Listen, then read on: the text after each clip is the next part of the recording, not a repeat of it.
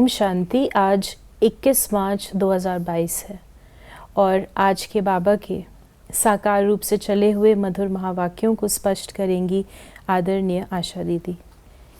ओम शांति दीदी। ओम शांति। बाबा ने कहा, मीठे बच्चे, तुम्हारे पास जो कुछ है उसे ईश्वरीय सेवा में लगाकर सफल करो। कॉलेज कम हॉस्पिटल खोलते जाओ। जो कुछ है आपके पास उसको सफल कर लीजिए। आपके पास आपका तन है, आपके पास आपका मन है, आपके पास धन भी है। सफल करो, सेवा में लगाओ। अगर धन नहीं है, तन और मन तो है, समय तो है, सफल करो। प्रश्न है, तुम बच्चों का शिव बाबा से कौन सा एक संबंध बहुत रमणीक और गोह है? तुम कहते हो शिव बाबा हमारा बाप भी है तो बच्चा भी है, परंतु बाप सो फिर बच्चा कैसे है? ये बहुत रमणीक और गोह बात है। तुम उन्हें बालक भी समझते हो क्योंकि उन पर पूरा बलिहार जाते हो। सारा वर्षा पहले तुम उनको देते हो। जो शिव बाबा को अपना वारिस बनाते हैं वही 21 जन्मों का वर्षा पाते हैं। देखिए, शिव बाबा को वारिस बनाना, और बाबा ने कहा वो बाप भी है तो तुम्हारा बच्चा भी है, ये रमणीक संबंध है। अब प्रायः लोग यही समझते हैं कि वो पिता है तो हमारा बच्चा कैसे हो सकता है, स्वाभाविक है। परंतु ये कोई उस रूप से बच्चे की बात तो नहीं है, ये सिंबॉलिक है समर्पण भाव का। जिस रीति मैं अपनी फैमिली का ध्यान रखती हूँ, फैमिली में हर बच्चे का ध्यान रखती हूँ, क्या मैंने भगवान को भी अपने फैमिली का मेंबर बनाया है, उसको इंक्लूड किया है? और वो मेंबर ऐसा है जो हाईएस्ट अथॉरिटी भी है और बहुत नम्रचित्त भी है। तो पिता पर समर्पण नहीं होते हैं कोई भी। जो समर्पण है, जो देने की बात आती है, वो बच्चे के रूप से आती है। तब शिव बाबा कहता है कि तुमने शिव बाबा से तुम लेते हो, बाप रूप से लेते हो, परंतु बाबा को समर्पण कैसे करते हो? वो बाबा के साथ जो बच्चे रूप का संबंध है उस रूप से आप समर्पण करते हो। मान लीजिए किसी के 4 बच्चे, बाबा ये प्रश्न पूछा करते थे कि तुमको कितने बच्चे हैं? तो बोलते 3। नाम बताओ, तो नाम बताए, टिक्कू, मिंटू, पिंटू। तो बाबा कहते थे, बच्ची शिव बाबा को बच्चा नहीं बनाया। हाँ बाबा, शिव बाबा तो पहला बच्चा है, तो उसका नाम तो तुमने सुनाया नहीं। तो बाबा ये भी देखता था, टिक्कू, मिंटू, पिंटू और शिव बाबा।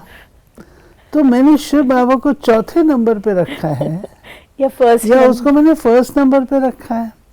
बाबा पारखी था, ऐसे देखता था। तो बाबा पर समर्पण होना,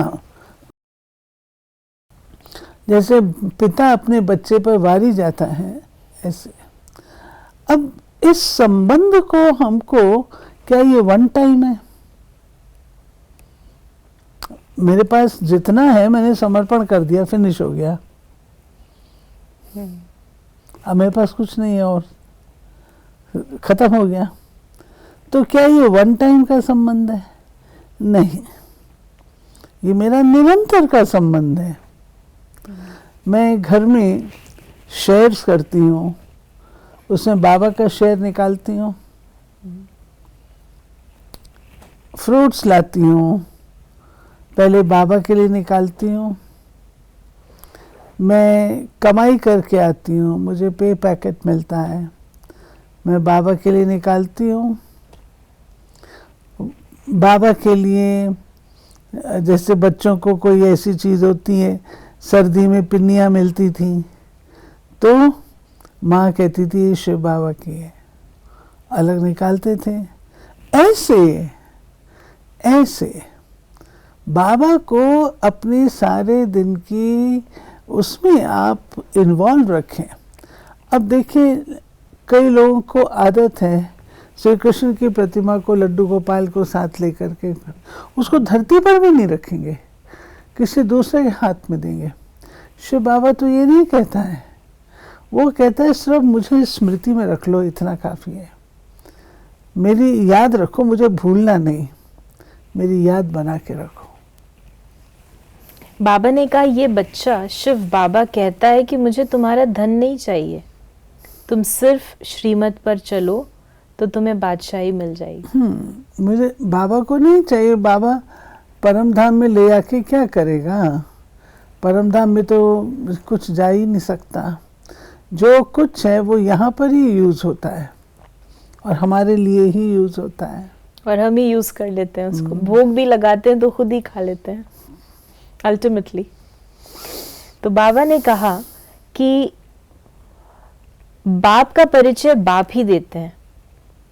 मैं तुम्हारा बाप हूं, मैं ही आकर नई दुनिया की स्थापना कर पुरानी दुनिया का विनाश कराता हूं। शंकर द्वारा नई सृष्टि ब्रह्मा द्वारा रचता हूं। मैं ही तुमको अपना सत्य परिचय देता हूं। बाकी जो मेरे लिए तुमको सुनाएंगे वो झूठी सुनाएंगे। जो होकर गए हैं उन्हें कोई नहीं जानते। सत्युगी लक्ष्मी नारायण ऊंचे ते ऊंच थे। नई दुनिया जो ऊंची थी उसके मालिक थे। बाकी इतनी ऊंची दुनिया किसने बनाई और उसका मालिक किसने बनाया, ये कोई नहीं जानते। फिर बाबा ने कहा कि तुम यहाँ आए हो उस माता पिता से 21 जन्मों के सुख घनेरे का वर्षा लेने, राज्य भाग्य का वर्षा लेने। भगवान है ही रचयिता, तो उनके साथ माता भी होगी। यहाँ तुम बच्चे कहते हो हम माता पिता के पास आए हैं, यहाँ कोई गुरु गोसाई नहीं है। बाप कहते हैं तुम मेरे से फिर से स्वर्ग का वर्षा ले रहे हो। ये पारिवारिक बात है और बाबा परिवार के रूप से कह रहे हैं, ना तो मैं तुम्हारा गायन चाहता हूँ, ना पूजन चाहता हूँ, ना वंदन चाहता हूँ, ना भक्ति चाहता हूँ, ना कुछ चाहता हूँ। मैं तो सिर्फ ये चाहता हूँ कि तुम मुझे याद करो, निर्विकारी बनो, संपूर्ण बनो और वर्षे के अधिकारी बनो। मैं तुम्हारे लिए वर्षा लेकर के आया हूँ। बाबा ने कहा कि तुम विनाश हुआ था सो फिर होना है जरूर 5000 वर्ष पूर्व समान फिर से दैवी स्वराज स्थापन हो रहा है। तुम बच्चों को राजाई देता हूँ। अब जितना जो पढ़े विचार करना चाहिए कि ये सतयुग में लक्ष्मी नारायण राजा रानी तथा प्रजा कहाँ से आए, उन्होंने राज्य कहाँ से लिया। एक दो से लेते हैं, वह सूर्यवंशियों से चंद्रवंशियों ने लिया। चंद्रवंशियों से फिर विकारी राजाएं लेते हैं, राजाओं से फिर कांग्रेस सरकार ने लिया। अब तो कोई राजा ही नहीं है। लक्ष्मी नारायण स्वर्ग के मालिक थे ना। 8 गद्दियां चली। त्रेता में सीताराम का राज्य चला, फिर माया का राज्य शुरू हुआ। विकारी राजाएं निर्विकारी राजाओं के मंदिर बनाकर पूजा करने लगे। पूज्य थे वही पुजारी बने। अभी तो विकारी राजाएं भी नहीं हैं। अब फिर नई दुनिया की हिस्ट्री रिपीट होगी। आप ही पूज्य, आप ही पुजारी की जो कहानी है वो हमारी है। जब हम डबल सिर ताज हैं तो हम पूज्य हैं, जब हमारा ताज चला जाता है तो हम पुजारी बनते हैं। इस समय बच्चे बाप के धन से पाप ही करेंगे। ये बच्चा कहता है मुझे तुम्हारा धन क्या करना, मैं तो तुमको बादशाही देने आया हूँ, सिर्फ श्रीमत पर चलो। योग से 21 जन्मों के लिए तंदुरुस्ती तो पढ़ाई से राजाई मिलेगी। ऐसी कॉलेज कम हॉस्पिटल खोलो। शिव बाबा तो दाता है, मैं लेकर क्या करूँगा। हाँ, युक्ति बताते हैं कि ईश्वर अर्थ सेवा में लगाओ। श्रीमत पर चलो। श्री कृष्ण के अर्थ अर्पण करते हैं, वो तो प्रिंस था, वो कोई भूखा थोड़े था। ये बाबा समझा रहे हैं। लोग कहते हैं श्री कृष्ण अर्पणम, तो श्री कृष्ण तो राजकुमार है, first Prince of the new world है, उसको तो किसी भी प्रकार की कमी नहीं है, उसको अर्पण करने की क्या जरूरत है। परंतु शिव बाबा हम बच्चों का सफल कराते हैं, इसलिए बाबा कहते हैं उसको अर्पण करो। अब देवता बनना है तो और संग तोड़ एक मुझ संग जोड़ो, जितना मेरी मत पर चलेंगे उतना ऊंच पद पाएंगे, पढ़ेंगे नहीं तो प्रजा में भी कम पद पाएंगे। एक बार सुना धारण किया तो स्वर्ग में आएंगे, परंतु पद कम पाएंगे, दिन प्रतिदिन उपद्रव बहुत होंगे। जो मनुष्य भी समझेंगे कि बरोबर ये तो वही समय है, परंतु बहुत देरी से आने से इतना ऊंच पद पा नहीं सकेंगे। ये बाबा बता रहे हैं कि आखिर ड्रामा को भी परिवर्तन होना है कलयुग से सतयुग में, और जो समय आगे बढ़ता जा रहा है उपद्रव भी बढ़ते जा रहे हैं। लास्ट में कोई आकर के कहे कि अब मैं स्वर्ग की बादशाही ले लूं, तो वो टू लेट हो जाएगा। बाप कहते हैं इस मृत्यु लोक में तुम्हारा ये अंतिम जन्म है, अब मेरी मत पर चलो तो तुम्हारा बेड़ा पार हो जाएगा। इसमें अंधश्रद्धा की कोई बात नहीं, पढ़ाई में कभी अंधश्रद्धा नहीं होती। परमात्मा पढ़ाते हैं, बिगड़ निश्चय पढ़ेंगे कैसे, पढ़ते पढ़ते फिर माया विघन डाल देती है तो पढ़ाई छोड़ देते हैं, इसलिए गाया हुआ है आश्चर्यवत सुनंती कथंती, फिर बाबा को फारगति दे देते हैं, परंतु फिर भी लव है तो आकर मिलते हैं। आगे चलकर पछताएंगे कि बाबा के बच्चे बन फिर बाप को छोड़ दिया। माया का जाकर बना तो उन पर सजाएं भी बहुत आती हैं और पद भी भ्रष्ट हो जाता है। आज बाबा ने वरदान दिया, ज्ञान जल में तैरने और ऊंची स्थिति में उड़ने वाले होली हंस भव। जैसे हंस सदा पानी में तैरते भी हैं और उड़ने वाले भी होते हैं, ऐसे आप सच्चे होली हंस बच्चे उड़ना और तैरना जानते हो। ज्ञान मनन करना अर्थात ज्ञान अमृत व ज्ञान जल में तैरना और उड़ना अर्थात ऊंची स्थिति में रहना।